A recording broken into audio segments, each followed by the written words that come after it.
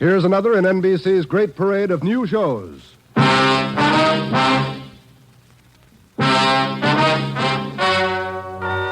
Ladies and gentlemen, the story you are about to hear is true. Only the names have been changed to protect the innocent. NBC brings you Dragnet.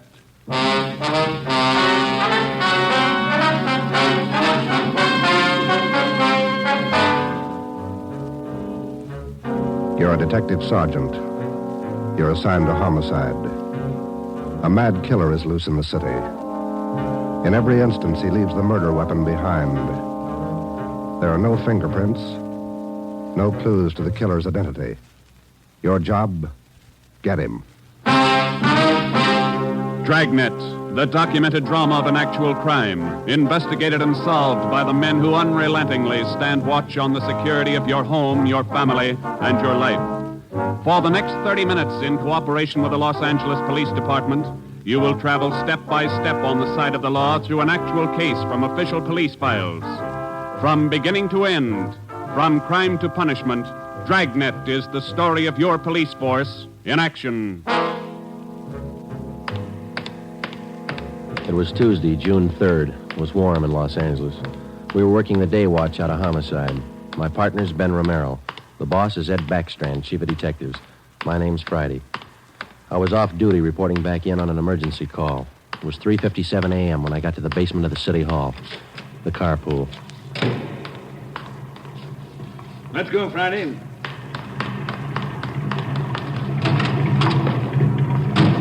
Sorry to call you back in. Couldn't be helped. All right, Ben. Okay, Skipper.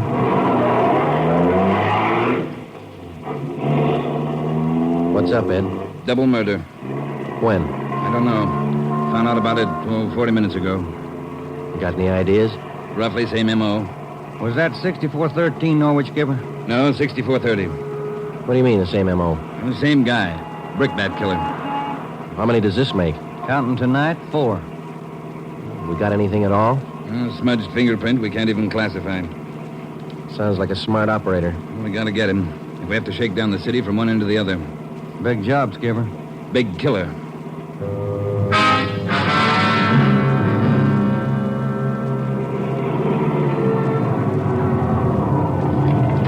At 4:26 a.m., we pulled up in front of 6430 Norwich Drive, a small group of bungalow apartments facing on an oval-shaped garden court. 2 uniformed officers were stationed at the door to the apartment. Hi, Chief. Hiya, fellas. We went inside. Wellberg from Homicide was waiting for us. This way. In here. Well, there they are. Yeah. Mother, daughter. Joe, on the floor beside the bed. Yeah, a red brick.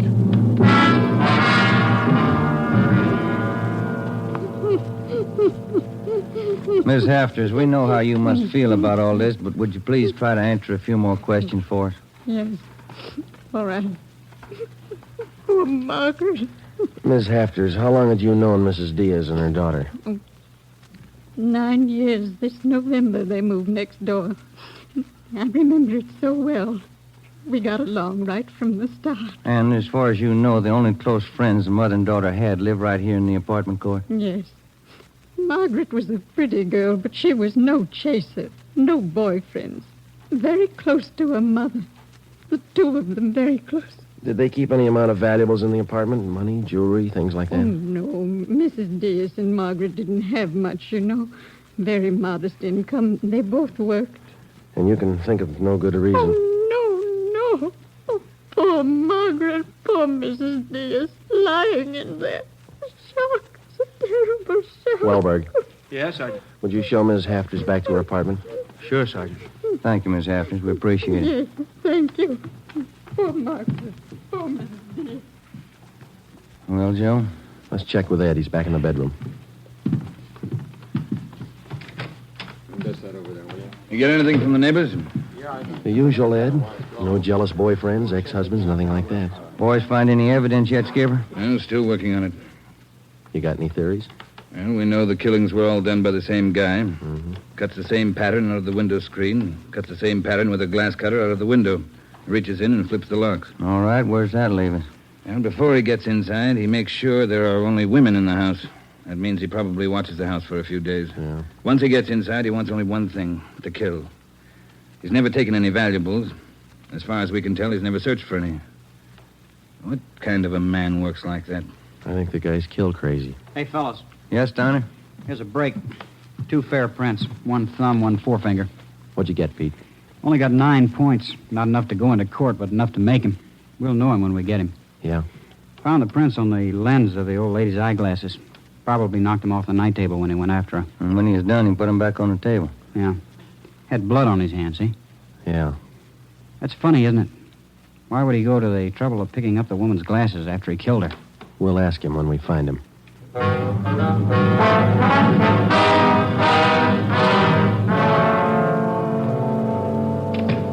right, Ben. Joe, might have something for you. We can use it, Lee. Hold it just a minute. Yeah. Crime Lab, Jones. Yeah. Yeah, all right. I'll tell him. Right, Ed. Backstrand. If you're through checking the victim's clothes by 8 o'clock, you can knock off for sleep until noon. What if we're not through? Take it up with the chaplain. Here's what I wanted to show you. Over here. A couple of casts. Bare footprint. That's right. Those from the Diaz place? Found them outside the dining room window in the flower bed. Take a look. Mm-hmm. Good cast. Size 9. 10. Missing toe there, huh? Left foot, first toe. That's lucky. Well, then the guy took his shoes off before he went in that house. That's the way it looks. You leave any other prints, Lee? 3 with the shoes on. Here they are. Here. Yeah. How would you say the guy is built, Lee? Oh, from the impression, pretty heavy man. There's no full length of stride, or I might give you an idea of his height. How about the bricks, Lee? Here they are, all 3 of them. Used this one in the first murder, this one in the second, this one last night. Leaves them around like calling cards, and there's no way to check them. You'll never get a fingerprint off a common red brick like this, Ben. Surface is too rough. Well, we got an idea of his weight. We know that the first toe's missing from his left foot. That's something. The one we had yesterday. We can check that missing toe in the amputation file, Joe. Yeah. Well, we better get back. Pete ought to have those prints ready, too. Thanks a lot, Lee. Okay, fellas. Say, they post the bodies yet? Yeah, they're doing it now. Same as the first 2. The brain? Concussion, hemorrhage. They didn't have a chance. Hold it a minute. Crime Lab Jones. Sure, just a minute. Either one of you fellas. I'll get it, Joe. Okay. Yeah, Romero. Yeah. Good, we'll be right over. They got a make on those 2 fingerprints.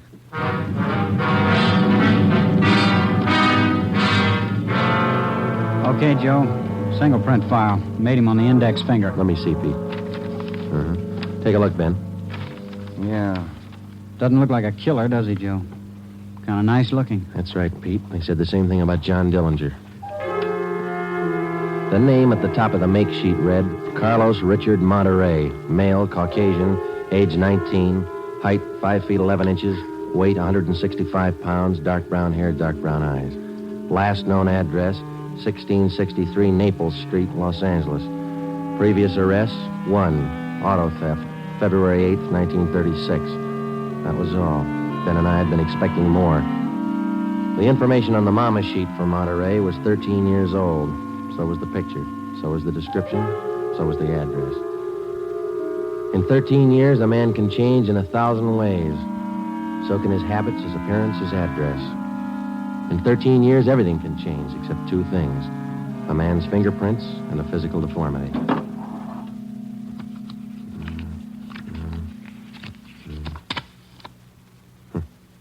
Missing toe on left foot. Carlos Richard Monterey.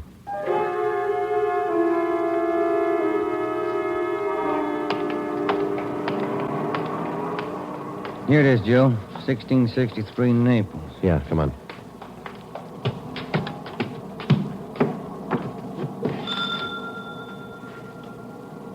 Somebody's coming. Mm-hmm. Yes?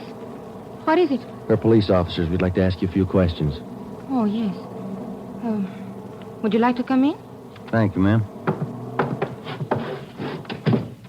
Yes? Would you mind telling us your name? Monterey. Isabel Monterey.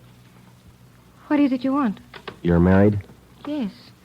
My husband is Francisco Monterey. Would you explain why you are here? We thought you might be able to help us. We're looking for a man named Carlos Monterey. I don't understand you. We're looking for a man. We'd like to talk to him. Do you know where he is? Yes. Carlos is dead 7 years ago. He's dead, my husband told me. And does your husband know Carlos, or did he know him? He was his brother. What about your husband's parents, Miss Monterey? Where are they? They're both dead. Some time now. Have you ever met Carlos? No, never. I have only heard of him. What have you heard of him, Miss Monterey? Do not ask me. This is important, very important. Francisco would not like it if I told you. It's important, Miss Monterey, believe us. Carlos, he's sick. His mind. For 8 years, Francisco has not seen him, not heard from him. He thinks he's dead. But he only thinks so, Miss Monterey. No one's told him his brother's dead. He just thinks so. What else is there to think? Where's your husband now? At his work, the store, Rivera Street near Main, grocery, Monterey Cartwright grocery.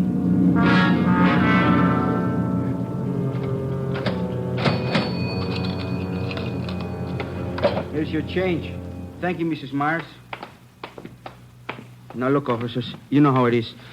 You don't like to let these things get out. That's why I trust you. You can trust us, Mr. Monterey. We just want to check on a few things. Oh, fine. Always glad to help out if I can. Well, can you tell us if your brother was ever in a mental institution in his life? Oh, I know there was nothing wrong. 1923. Got a little bad, so Mom and Dad had to put him away for a while, just till he calmed down. I remember the day. Sometimes, dumb, stupid kid, what do he know? Standing there by himself in the train, crying. The public nurse, stupid way he cried. What do you do? I cried, too. I was only 10, Sergeant. I saw him go. He was alone. Later on, Mr. Monterey, your brother was released from the state institution. Yeah, he was 16. And then he started running around, playing tough, carried a gun, lived by himself. He never came around. He dropped from sight about 1938. You haven't heard from him since then? Nothing. Never seen him. Do you know of anybody who might have seen him? Oh, there was a girl he had. Anita something. On Soteo Street. Anita Martin, yeah, that's it. Soteo Street. Maybe she's seen him. Ask her. Maybe she's seen him. Carlos Monterey? Not in a year. Last March he was in. When I was working at the Peacock, down on South Main. He came in, we talked for a while. That was all. And you haven't seen Carlos for the past 2 months or so? I tell you, no. Has he written to you? Has he phoned you? Once, 3 weeks ago, he phoned. Here. He left a message with my girlfriend. But he didn't call back again. Now, that's it. That's all I know. Thank you, Miss Martin. Here's our card. If he does call, well, you'll let us know. Yeah, I'll let you know. You liked Carlos, is that it, Anita? Like him? No, I didn't like him. He was funny. But he was nice. You know, I pitied him. Why did you pity him, Miss Martin? Well, he was a good fellow who was strange. He could smile, you know. He had a nice smile, but you could tell he was never laughing. There was something in his mind. Something... Oh, I don't know.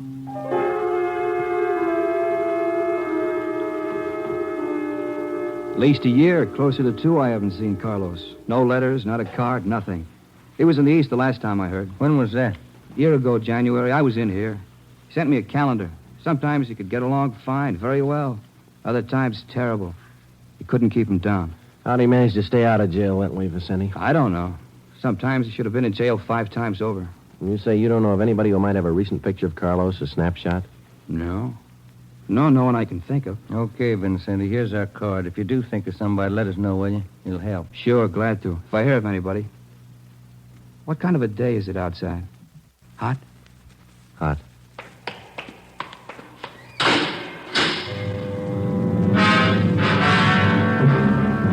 By 5 o'clock that afternoon, Ben and I were certain of one thing. Carlos Monterey was in the city of Los Angeles, somewhere. We drove back to the office and told Ed Backstrand about our interviews with Monterey's relatives and his friends. Inquiries and requests for further identification and information on him were immediately relayed to the state mental institutions. The 13-year-old picture of Monterey taken from the files was copied and distributed with a note of caution as to the age of the photograph. An APB was sent out. Stakeouts were placed at the home of Monterey's brother, at the brother's store, and at the apartment of Anita Martin. A special detail of 300 men was ordered to join the dragnet already in operation. The details at the airport and the bus terminals were alerted, as well as the details at the Union Depot and the main post office. By 6 o'clock that night, almost 1,000 men were actively working at the job of tracking down Carlos Monterrey. At 6:30 p.m., Ben and I drew a 4-hour relief period. We drove out to Ben's place, and his wife fixed us some dinner.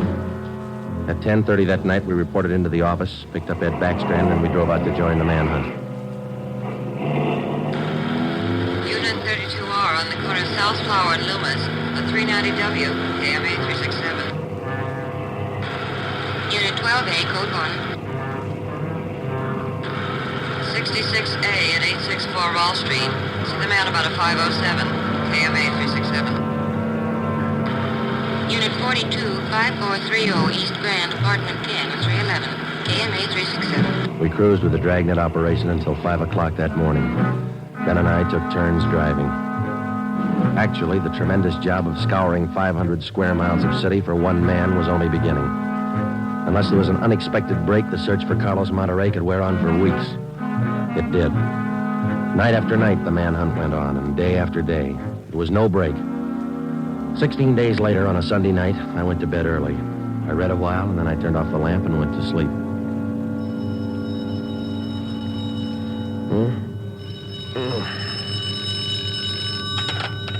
Hello?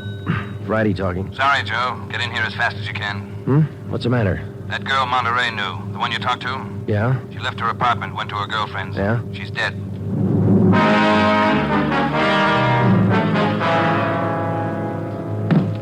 There it is. Ordinary red brick. Found it by the body. How long's she been dead, Skipper? Well, she was seen alive about an hour and a half ago. Got 3 bare footprints, good length of stride. Found them down in the lot beside the house. What do they look like? Same guy. First toe missing from the left foot. The same weight impression. Should be about 5'11". That checks out with what you got, doesn't it? All right, so it's the same guy. What about those shoes we found, Lee? Yeah, they correspond. They were impregnated with foreign matter. What'd you find? Particles of lettuce leaf, dry onion skin, traces of red cabbage. Maybe a vegetable counter. Maybe. What about the city wholesale market down on Front Street? What about any market in Los Angeles? No, Lee, that wholesale market is big enough to hide anybody. Hundreds of transients work in there. Some of them even sleep there. For a guy like Monterey, it'd be perfect. That's a fair guess. Check it when it opens. They open at 2 a.m. 2:30 now. All right, get back to the office and pick up as many extra men as you need. Get down there right away. Okay, Ed. Now, you know he's a rough one, so watch it. On Monday, June 23rd, at 2 minutes past 3 a.m., we pulled up at the city wholesale produce market. With the exception of 54 police officers in plain clothes who mingled with the buyers and sellers, business went along as usual. The market itself covered almost 3 square blocks in the lower part of the downtown area. It was divided off into hundreds of individual stalls by flimsy wooden partitions. To make the search even tougher, the place was crowded. For the first 45 minutes, we had the men circulate at random through the crowd on the chance that one of them might spot Carlos Monterrey from the 13-year-old picture. It didn't happen. After that, we started a systematic canvass. We talked to the customers, we talked to the managers of the different booths, we gave them Monterey's description, we showed them his picture. Nobody recognized him. We checked the employment records one by one. Not a sign.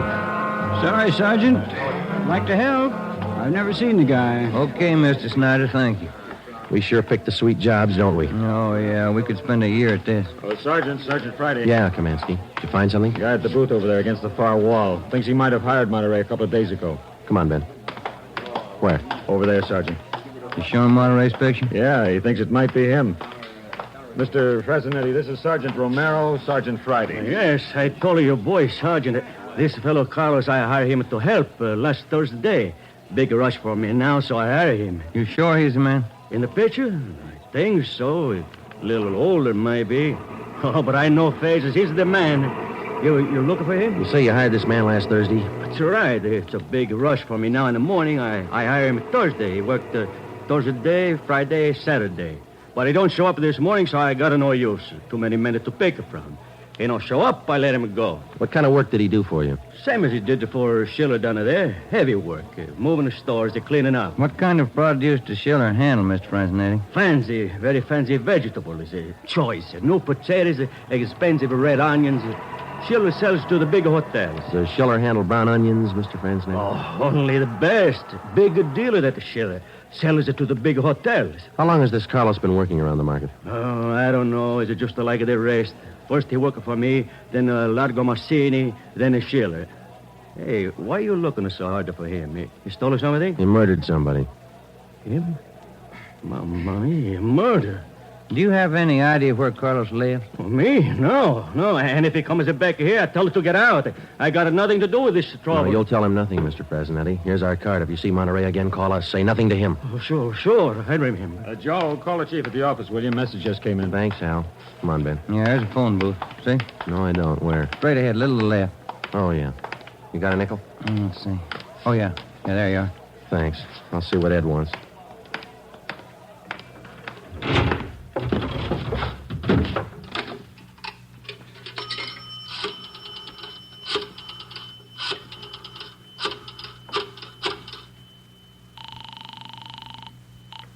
City Hall, 2511. 2511. Chief of Detectives Office, Hannon. Hi, Mike. Ed there? Ed, take it on extension 2, will you? Backstrand talking. Friday, Ed. Move fast on this one, Joe. What's up? Main post office. Carlos Monterey picked up a letter there less than 5 minutes ago.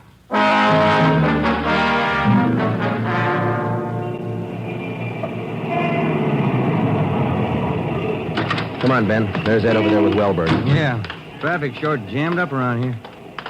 Hi, Ed. Friday, Romero. You all set, Wellberg? All set, Chief. Spring Street to San Pedro. Sunset the first. Got it covered. Good. What's the story? Post office detail tipped us off. 5 minutes after 8, a man answering Carlos Monterey's description picked up a letter at the general delivery window. That was 16 minutes ago. Who spotted him? Sam Lane. Got a look at him just as he was leaving the window. Called to him to stop, but Monterey ran. Lane called me, and we threw a net over the area for 6 blocks around. And Monterey's still somewhere inside this area? I don't know how he could have gotten out. What's next? Well, I'll give him an hour to break for it. After that, we start a house-to-house search of the whole area. Stop all pedestrian and vehicular traffic for identification. Sure gonna jam up the depot traffic. That's cheaper than murder, Romero. Get going. The first hour we counted off in 5-minute segments. Like Backstrand, we felt close enough to Monterey to touch him. But he still wasn't there. The north and south ends of the blockade started to move in, slowly. Searching every store, every house, every conceivable place where a man might hide out. In the meantime, Ben and I worked the Spring Street side of the blockade, watching the faces of the pedestrians as they came through, one by one, examining all vehicles and their drivers.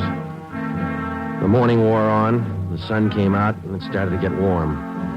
By 11 o'clock that morning, Monterey still had not been found. The temperature was 93 in Los Angeles.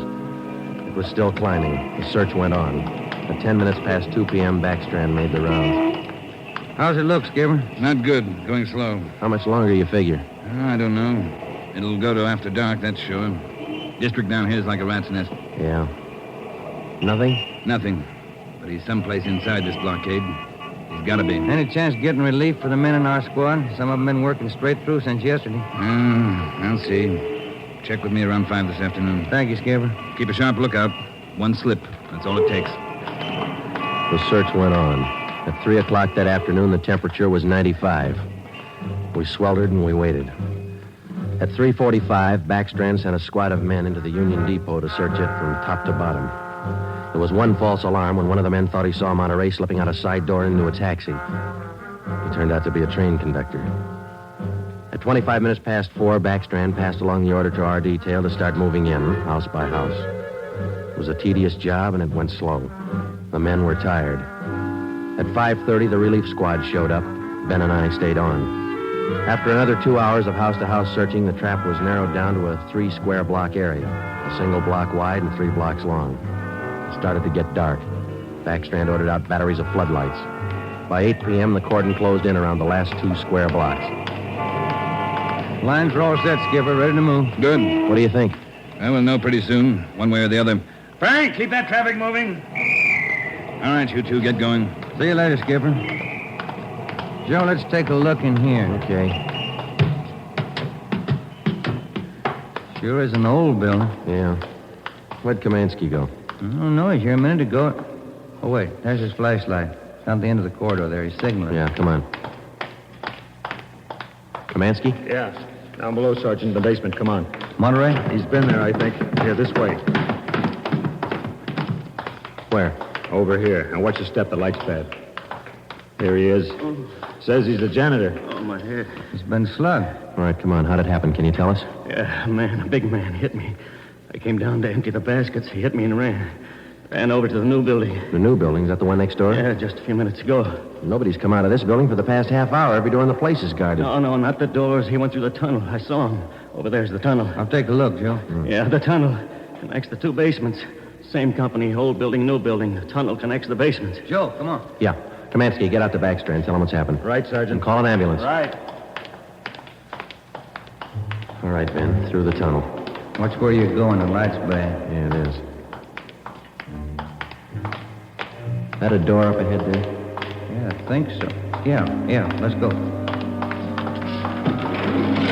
Good. There's a stairway. Come on.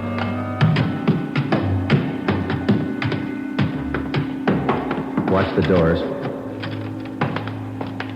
Joe, the elevators. They're both on the third floor. Let's head for the stairs. Ben, come on.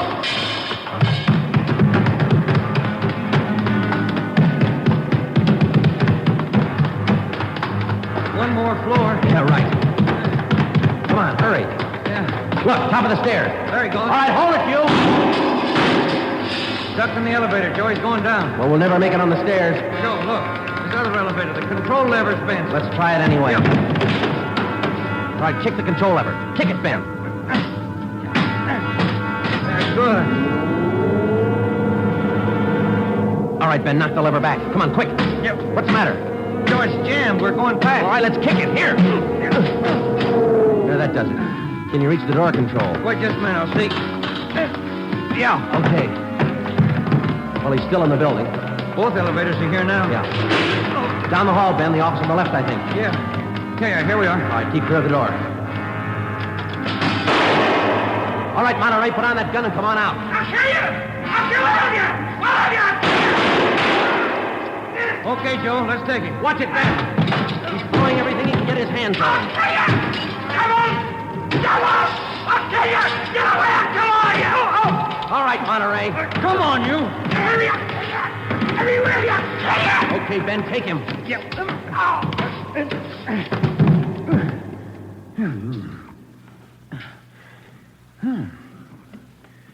Nice looking guy. Clean cut. Yeah. Doesn't figure, does it? What's that? My wife would say he doesn't look like a killer, does he? What's a killer supposed to look like?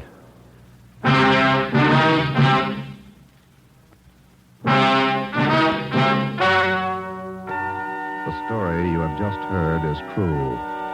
Only the names were changed to protect the innocent.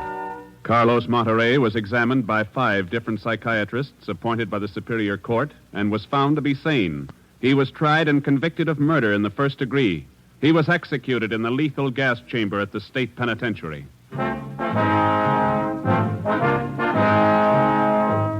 You have just heard the 17th in a new series of authentic cases from official files. Technical advice for Dragnet comes from the office of W.A. Wharton, Acting Chief of Police, Los Angeles Police Department. Tonight's program is dedicated to motorcycle patrolman John Kramer of the El Paso, Texas Sheriff's Department, who on the afternoon of April 26, 1940, gave his life so that yours might be more secure.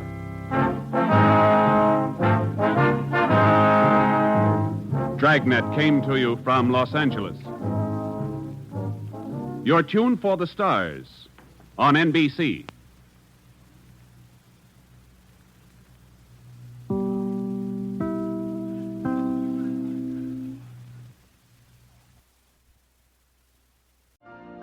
You've been listening to the OTR Gold Network. Find more classic radio at otrgold.com.